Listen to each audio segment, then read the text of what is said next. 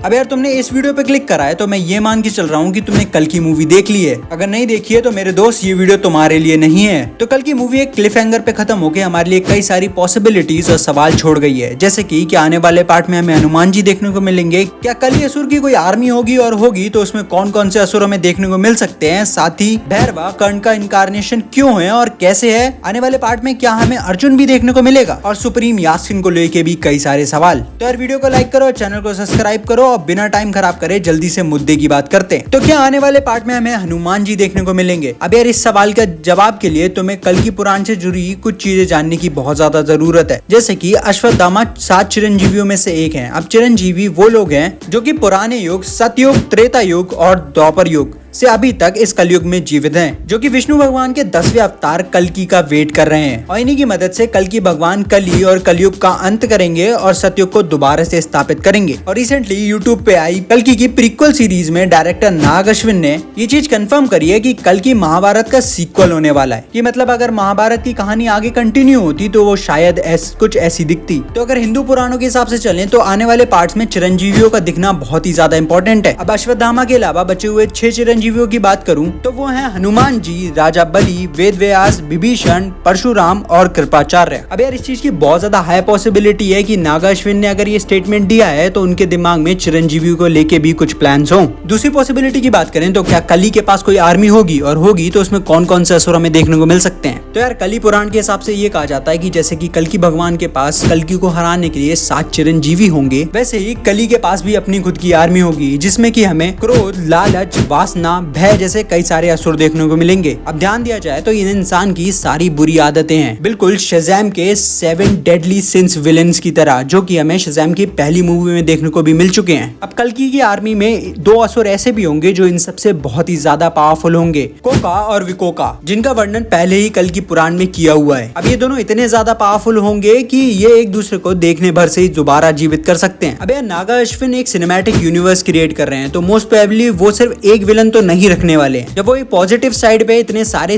Characters को establish कर रहे हैं तो नेगेटिव साइड पे भी उन्हें कुछ और कैरेक्टर्स रखने ही पड़ेंगे, जो कि इस चीज को लेके काफी ज्यादा पॉसिबिलिटीज बढ़ा देती है। अब यार वीडियो में आगे बात करें तो मूवी सुप्रीम यास्किन को लेके कई सारे सवाल छोड़ गई है, जैसे कि सुप्रीम यास्किन कली है या फिर कली के होस्ट हैं। अब यार कई लोगों का कहना है कि सुप्रीम यास्किन ही कली है। अब यार मेरे हिसाब से सुप्रीम यास्किन कली के एक होस्ट हैं। अब समझाता हूँ कैसे। अगर तुम सुप्रीम यास्किन के अपीयरेंस को ध्यान से देखो तो ये स्टार वॉर्स के स्नोक से बहुत ज्यादा रिजेंबल करता है और ये बात तो कहीं नहीं छुपी हुई है कि कल की मूवी में कई सारी चीजें स्टार वॉर्स से इंस्पायर्ड हैं, फिर चाहे वो लोकेशंस हो, उनके वेपन्स हो या फिर उनकी स्टार सेवर्स। अब यार इस चीज की बेहतर अंडरस्टैंडिंग के लिए थोड़ा सा स्नोक के बारे में समझ लो। तो स्नोक को एक आर्टिफिशियली क्रिएट किया गया था जिसके ऊपर एम्परर पैल्पाटाइन का इन्फ्लुएंस था, जिससे कि स्नोक बिल्कुल ही अनअवेयर था। अब यार ये सेम चीज यास्किन के ऊपर भी लागू हो सकती है, जिसके ऊपर कली का इन्फ्लुएंस हो बट उसे इस चीज के बारे में इतना अंदाजा ही नहीं है। मतलब कि जो कुछ भी हो रहा है यास्किन को लगता है कि वो करवा रहा है बट सबकॉन्शियसली वो सब वही कर रहा है जो कि कली उससे करवाना चाहता है।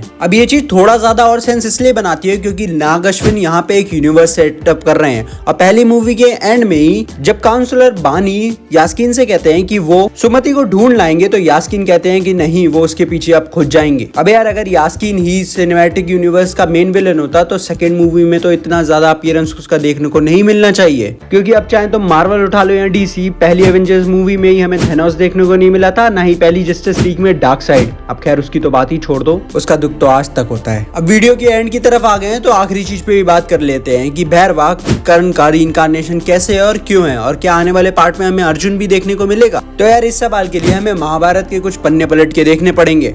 जैसे कि अगर मैं कर्ण की कहानी की बात करूं तो कर्ण जब एक छोटे बालक थे तभी कुंती माता ने उन्हें नदी में बहा दिया था, जिसके बाद उन्हें आगे का सारा जीवन एक सूद पुत्र की तरह बिताना पड़ा, जिसके चलते समाज ने कभी भी उनकी धनुर्विद्या का सम्मान नहीं किया। बाद में दुर्योधन ने अपने ही स्वार्थ के लिए सही बट कर्ण को वो सम्मान दिया जिसके वो हकदार थे और उन्हें अपना मित्र बना के अंगराज कर्ण का स्थान भी दिया। जिसके बाद महाभारत युद्ध में कर्ण को यह पता थी कि वो अधर्म का साथ दे रहे हैं बट दोस्ती के चलते उन्होंने दुर्योधन और कौरवों की तरफ से लड़ाई करी और श्री कृष्ण ने उनको मौका दिया था कि वो सत्य की तरफ से लड़े, बट दोस्ती की वजह से उन्होंने अपनी लॉयल्टी मेंटेन रखी। अब यार जैसे कि ये कहा जा रहा है कि कल की महाभारत के आगे की कहानी है, तो मोस्ट प्रोबेबली श्री कृष्ण कर्ण को भी उनका एक रिडेम्पशन आर्क देंगे कि इस बार वो सत्य की तरफ से लड़ सकें, जैसे कि उन्होंने अश्वत्थामा को मौका दिया है। साथ ही यार इस चीज के चांसेस और भी ज्यादा इसलिए बढ़ जाते हैं क्योंकि भविष्य पुराण के हिसाब से महाभारत युद्ध के बाद श्री कृष्ण ने पांडवों से यही कहा था कि वो कलयुग में दोबारा जन्म लेंगे। अब भले ही कर्ण 5 पांडवों में से एक नहीं थे, पर वो भी कुंती माता के सबसे बड़े पुत्र थे, इसलिए उन्हें भी ये वरदान प्राप्त हुआ था। अब भविष्य पुराण में ये भी लिखा है कि कर्ण पहले कली का साथ देंगे और उसके बाद वो धर्म की साइड आके कल्कि भगवान का साथ देंगे, जो कि हमें मूवी में भी कहीं ना कहीं देखने को मिल रहा है। अब यार मूवी लिखते टाइम डायरेक्टर और क्रिएटर्स ने बहुत ही ज्यादा डीप रिसर्च करी है, तो हो सकता है ये वाला आर्क हमें आने वाली मूवीज में देखने को मिल जाए। रही बात कि आने वाले पार्ट में क्या विजय देवरकोंडा हमें अर्जुना के रूप में देखने को मिलेंगे, तो यार रूमर्स के हिसाब से तो वो पक्का देखने को मिलने वाले हैं। और जिस भविष्य पुराण को लेके अभी मैंने जो बात करी उससे ये चीजें और भी ज्यादा सेंस बना रही है। अब यार तुम्हारा इस पे क्या ओपिनियन है वो मुझे कॉमेंट्स में बताना। बाकी यार थोड़ा प्यार दिखाओ, वीडियो को लाइक करो, शेयर करो, और बाकी ऐसे ही कंटेंट के लिए subscribe and follow to super zone.